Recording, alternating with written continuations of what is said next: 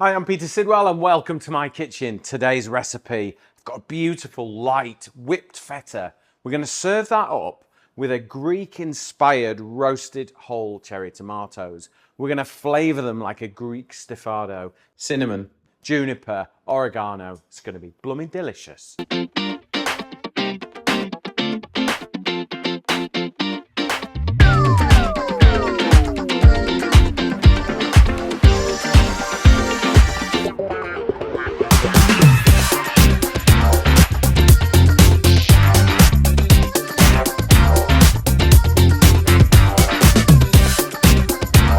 Right, let's start off with the tomatoes, okay? So I've got some really beautiful cherry tomatoes, but they're actually like the San Mizzanos, so they're like a plum cherry tomato. Let's just get them in there. Put all the vines in, because there's flavour in the vine. We can fish them out later. Don't worry about it.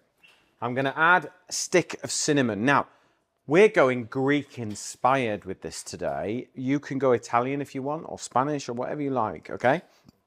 You could do Provençal.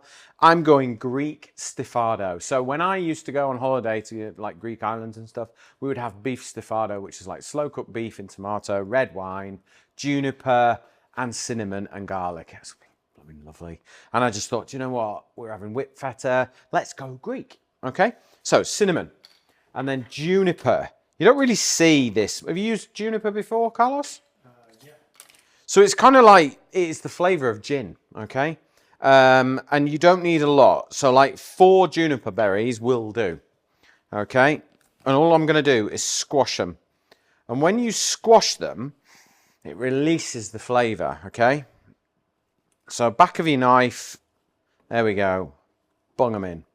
I've got fresh oregano. I don't actually use fresh oregano very often, but for this recipe will work really, really well. I'm going to put a splash of vinegar in, but not much. Okay. Like teaspoon of vinegar, red or white wine, doesn't matter. It's just for balance, really. And then in with some extra virgin olive oil, okay? And we're kind of making a warm dressing, so it's got quite a lot of oil because we want the juices from the tomatoes, the vinegar, everything to just kind of marry together, okay? And then we're just going to get that on the heat. And I'm just going to bang a lid on there, and that will just trap the heat in, and everything, nothing will escape, basically. All the flavours will marry together while we do the feta. Okay, so whipped feta, dead easy. Really, really easy. Block of feta. I wouldn't buy like really, really expensive feta for this, because we're going to mess about with it. And then I'm going to take some ricotta, and this is where it becomes creamy, okay? So just cut around there, and I'm going to add about half of this. So just cut it in half, off it goes. If you can't get ricotta, you could use mascarpone if you wanted to. You could use yogurt as well, like thick Greek yogurt, that works too. And then all we're going to do, I'm just going to give it a head start. Just break that feta up in your hands, all right? And then I'll just wash those.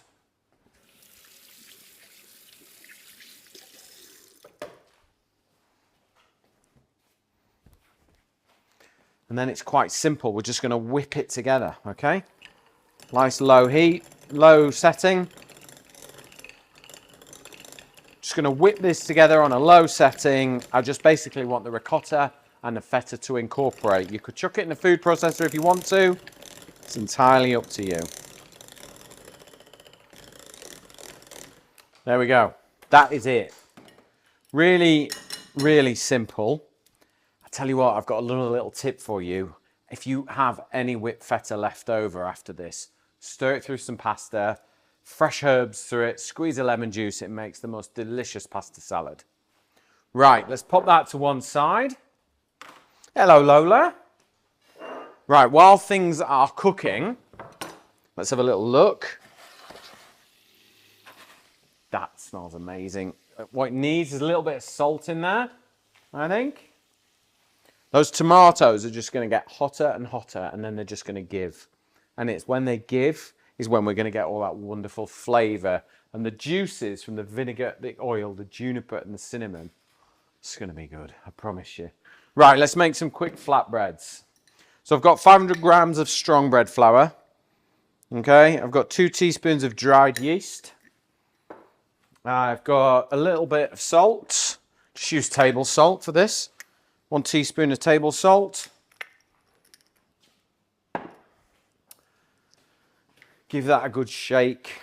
Get all the salt, the salt. Get all the salt and the yeast just to blend through like that. And then I've got a beer here. So by using a beer, you could use water if you want, if you're adverse to using beer, it doesn't matter. Some people, my dad won't cook with beer. He likes to drink it. He just will not cook with it. It's like a waste, son. So in with the beer, you get bubbles straight away. It's going to help with a really nice quick lift. You get a bit of flavour. In it goes. And then get your hands in. I tend to use my hand like a claw and just roll it around the bowl until it forms a soft ball of dough. Okay? And then just give it a bit of a mix.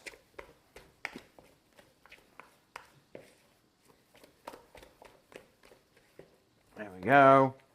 Onto your worktop, and then we're just going to knead this for a few minutes. Develop the gluten so we've got a nice simple bread. Once you've done that, rest it for 20 minutes, and then we're going to roll it into flatbreads. Right, a little bit of flour dusted on there. Now I've divided this dough into 5 portions, and then all I'm going to do is just tuck it under itself. You always want to kind of start with the shape you want to finish with. So I've got a nice ball of dough there. Let's get a little bit of flour on each side. I can start it with my fingertips. Just turn it over, use my fingertips and just press it out. And if you haven't got a rolling pin, don't worry about it. You can always use a bottle of wine. So I've got an empty bottle here. Just do that. Yeah? Who doesn't have a bottle of wine? Well, full or empty, doesn't matter. As long as you've got the bottle, you'll be fine. So there you go. It's about, what, 1/2 centimetre thick. Now, I've got Masterclass cast aluminiums, 4 litre shallow. Use it all the time. Absolutely love it. Lift your bread up and then straight in. There's no oil in there. We're just going to toast it. And by putting the lid on, it's going to trap the heat in, create like a little oven on your hob. Okay, so while that one's cooking, we'll do the rest. Right, time to turn this flatbread over. Look, you can see, just use a pair of tongs, turn it over, and it's just toasting. It's not frying, it's toasting, it's baking in the saucepan. So lid back down. When that side's nice and golden, then we'll take it out and we'll cook another one. Right, this last flatbread is cooked. There we go, just pop that on there. Now, I like to finish with extra virgin olive oil, because when you finish with extra virgin olive oil, you keep the flavour. All right, you get a lovely shine on the bread, and you also actually taste that beautiful olivey, sort of green vine flavour that you get. So once they are done, then I'm going to take my whipped feta, and I'm just going to take a flat plate, pop it in the middle. There we go. And then use the back of your spoon and just kind of go side to side, side to side. And we're just trying to make sort of a well in the middle. And then that whipped feta is going to kind of hold all the tomatoes and the juice and the oil together. Okay.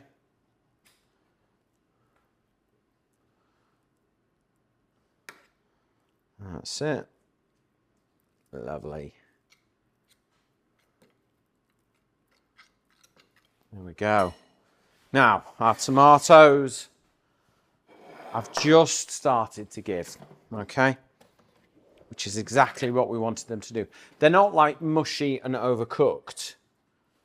They're still on the vine, which I am just going to sit that on there. And I can smell the warmth of the cinnamon.